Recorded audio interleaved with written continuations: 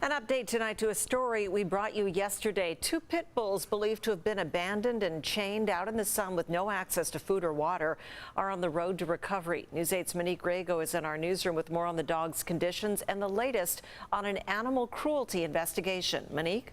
It was a Good Samaritan who alerted the Humane Society to the dog's condition in the backyard. Neighbors later learned the people living in the home had moved. But when it comes to what charges they could face, officers say it can be a difficult battle proving the dogs were deliberately abandoned. Come here. What a difference a day makes. Yesterday afternoon, these two pit bulls were chained up and tangled in a filthy backyard with no access to food or water. That was until a Good Samaritan stepped in to help. They were spinning around. They had no water. They were in the hot sun, no food, and they were just stuck there.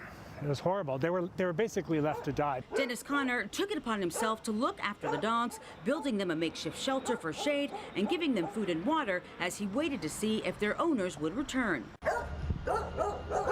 Several neighbors told News 8 the dogs had been tangled for at least 2 to 3 days.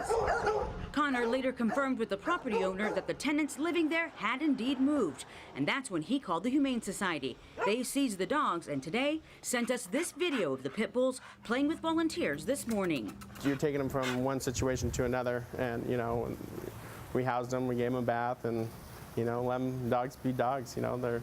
It's really cool to see their personalities come alive. Tails wagging, it's hard to imagine the situation they were in just 24 hours before. We're just housing them until we can conclude our investigation. Which means showing the dogs were deliberately left behind. We have to prove abandonment.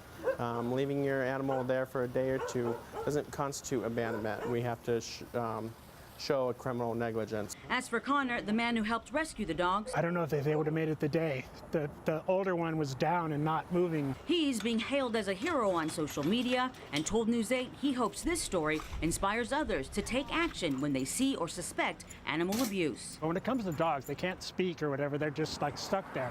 So if you see something or a situation like that, step up, and do something. And officers are still in the process of trying to locate the dog's owners. And again, these cases can be difficult to prosecute because the owners can always say they meant to come back or they thought someone else was taking care of the dogs. And that's why it takes a thorough investigation. Back to you. Thank you, Monique.